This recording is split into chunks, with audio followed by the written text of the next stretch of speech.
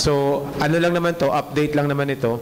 And we'll try to be doing this twice a day.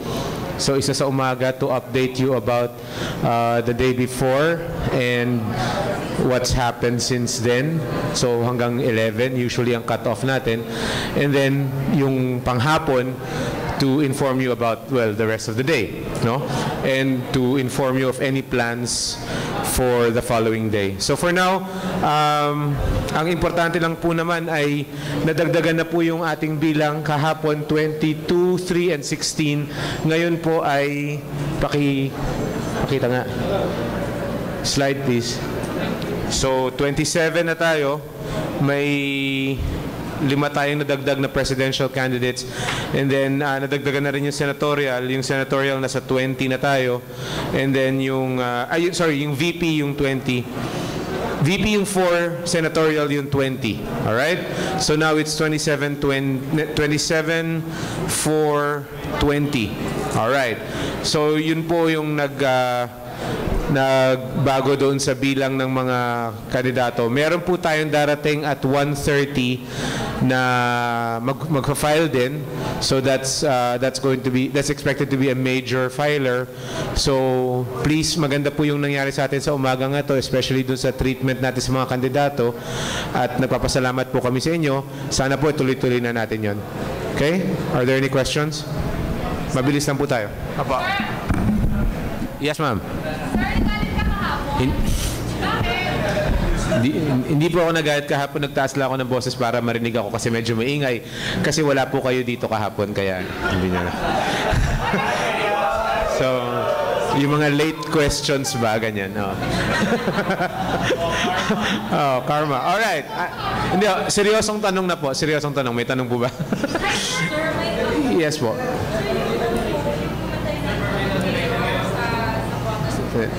Ano po? Yung sa Zamboanga, Sibugay po, pinapa-assess pa natin yan sa PNP din. We're actually hoping to schedule a command conference with the PNP as early as possible kasi ang concern natin, bagaman malayo pa yung ating election period, January pa magsisimula, medyo merong mga events na maaring ma-interpret as election-related, no? But we want to be careful also before putting a label on such events kasi ayaw naman natin magkaroon ng impression na sobrang gulo na in fact hindi naman pala. Because unfortunately, talagang hindi naman din lahat ng ganyang events election-related even if they are involving elected officials. So we just want to make sure. Para lang yung reporting din natin tama, plus yung characterization natin ng general orderliness, tama rin. Yes, ma'am.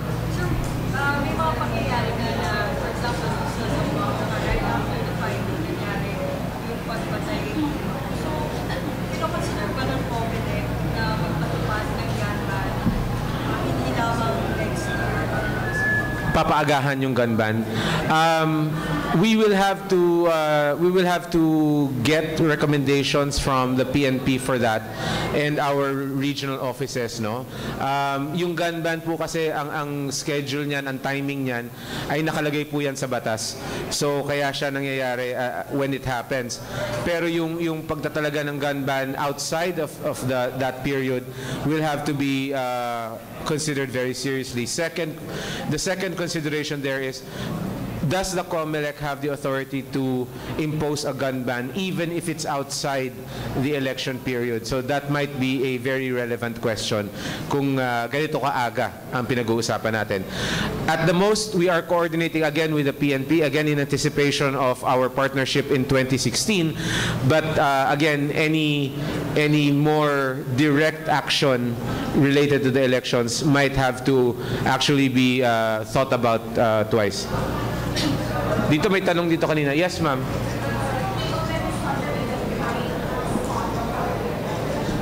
Nagsimula na po yung pag-i-evaluate ng PNP pero hindi pa yan na ipapasa sa atin. No, ang alam natin, meron tayong mga historical hotspots.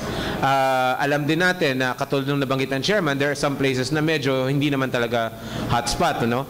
Ano ba talaga yung batayan para sa pagdedeklara ng isang lugar bilang hotspot? Una-una, syempre titignan mo kung merong violence. Hindi naman din pwede na one act of violence or two hotspot na kaagad. So kailangan mo tingnan talaga yung overall pattern ng violence sa lugar na yon. Pangalawa, maaari ding madeklarang area of concern. Hindi pala hotspot ang tawag natin, ha, area of concern po. Maaari ding talagang area of concern ng isang lugar kung meron siyang history of violence. Kaya meron tayong mga lugar na kuminsan sa pananaw natin hindi na naaalis sa listahan ng areas of concern. And then third, yung mga lugar na merong potential for violence. Ito yung mga lugar kung saan may namumuong mga kompetisyon o dili kaya ay gigirian ng mga hiwa-hiwalay na political factions. So at this point, nagkakaroon po ng proseso ng evaluation yan at ibibigay po ng PNP yan sa atin as soon as magkaroon tayo ng command conference. Tinitingnan din po sa pagdedeklara ng isang area of concern ay yung presensya ng armed groups. Again, this is a matter for the PNP and the AFP to evaluate. Merong silang security evaluation na ginagawa and ipapasa po nila sa atin yan as soon as we are able to hold a command conference. As for the command conference, wala pa pong nagaganap, but we will inform you immediately as soon as one is scheduled. Yes po.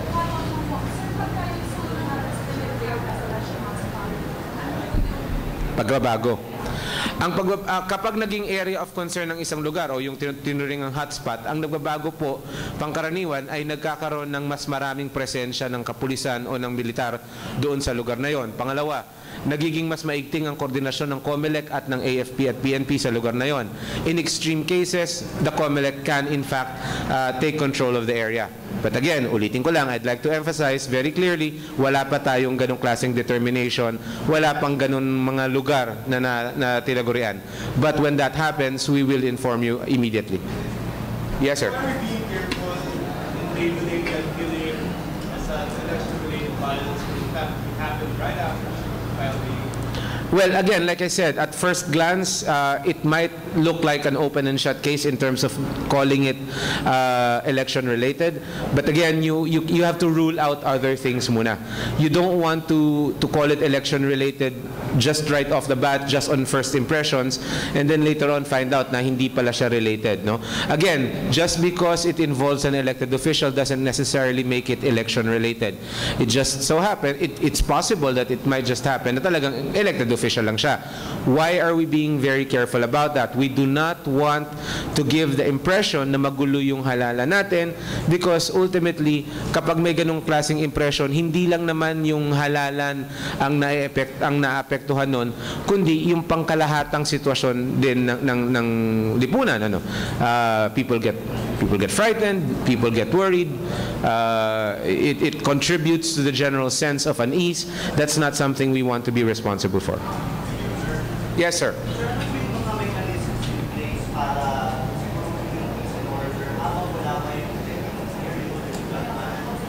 Right now, sir, ang nagaganap, no, as far as I know, yung regular orders lang ng PNP ang in place ngayon. So kung ano yung mga protocol nila, kung ano yung mga procedures nila, yun ang gumagana ngayon. Now, if things get really hairy, if things get really bad, then it's possible that the COMELEC can actually petition, I guess, no, or recommend to the PNP certain courses of action. But again, that all relies on the PNP's assessment of the situation. So parang umiikot lang tayo, no? PNP tells us how the situation is. We evaluate it in terms of how it will affect the elections in 2016, and then we will recommend courses of action that we feel are necessary to be taken. In other words, it's a cooperative effort between our two agencies. Yes, sir. For in previous elections, ilan yung areas of concern and if may comment on We will give that to you this afternoon. I don't have that data right now. Sa pagkakaalam ko, wala tayong kinomelec control. All right? Sir, just in case wala yung question, Sir, 27 na yung violence for president, and maybe one or two are serious, others maybe not so serious. Yeah. ang sinasabi ng mga tao, bakit parang, well, of course, may process pa kayo nasasanay na for Apo. public purposes. Comment down na bakit parang pinapayagan yung gano'n. Actually, ang comment nga, hindi daw yan certificates of candidacy. Clash of Clans nga daw yan eh. Diba? Filing ng COC. Anyway, bakit pinapayagan? For the simple reason that the filing of the Clash of certificates of candidacy, for the simple reason that the filing of certificates of candidacy is ministerial on the part of the COMELEC. Ano pong ibig sabihin ng ministerial? Ang ibig sabihin po ng ministerial ay wala pong diskresyon or walang poder ang COMELEC mag-decide kung aling COC ang tatanggapin. Lahat ng COC na inihahain ay tatanggapin. Pagkatapos tanggapin yung COC, doon sinasala. No? So, kaya po nagkakaroon tayo ng impresyon na kahit sino na lang pwede tumakbo kasi sabi ng batas, literal, kahit sino pwede maghain ng COC. Kahit hindi pa siya qualified. Bakit? Kasi hindi naman yung paghahain ng COC ang nagiging determination or ang nagiging punto para sa desisyon na masasama siya sa balota. Hindi po yun. Tanggap lang po yun.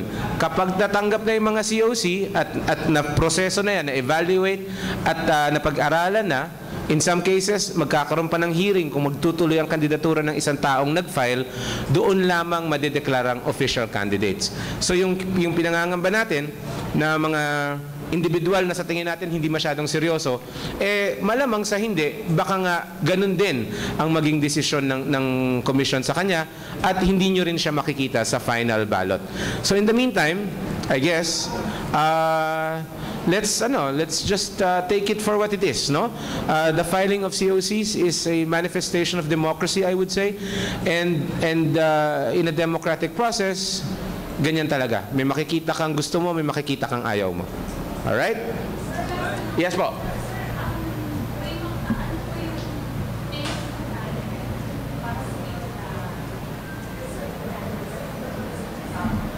Ang nuisance po ay nakasaad po yan sa Batas Pambansa bilang 881. Meron pong isang bahagi yung batas na yon na nagsasabi na yung na merong mga kandidato na maituturing mong nuisance candidates, no?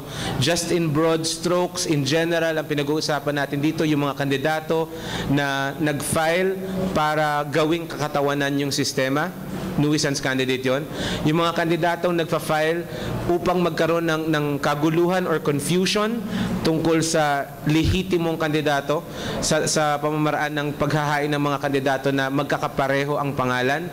Siyempre, pag magkakapareho ang pangalan, baka may mawalang boto dun sa lehitimo mapunta doon sa nuisance, kaya siya tinatawag na nuisance. And then yung mga tao na yung sinasabing walang bona fide intention to run for office. Yung mga wala lang, ganun. May mga tao tayong na-encounter na ganyan eh. In fact, ilan sa mga nagpa-file ngayon, alam nilang matatawag silang nuisance. Pag tinanong mo, bakit ka nag-file? Wala, gusto ko lang makita yung mukha ko sa dyaryo. And in some cases, napagbibigyan po naman natin, di ba? So, masaya ang buhay. Opo.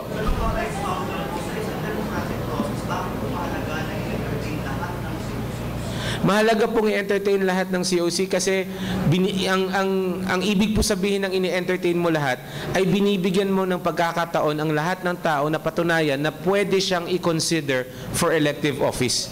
Ibig sabihin, kasi pag nag-file ka, makikita mo ba yung buong talambuhay ng tao sa isang kapirasong papel? Makikita mo ba yung buong kakayanan niya base sa nakalaman sa isang kapirasong papel? Siyempre hindi. So, kapag doon pa lang, shoot down mo na siya, wala na, nagagawa ka ng desisyon para sa lahat ng tao base sa nakita ng isang tao din. So, that's contrary to the idea of a democracy. Mas maganda, mas mainam at mas regular yung bibigyan mo muna ng pagkakataon yung taong marinig yung kanyang kaso bago mo siya husgahan. So, ganun po yun. May tanong pa ata si Cecil. Okay na? Alright? Maraming salamat po. See you later.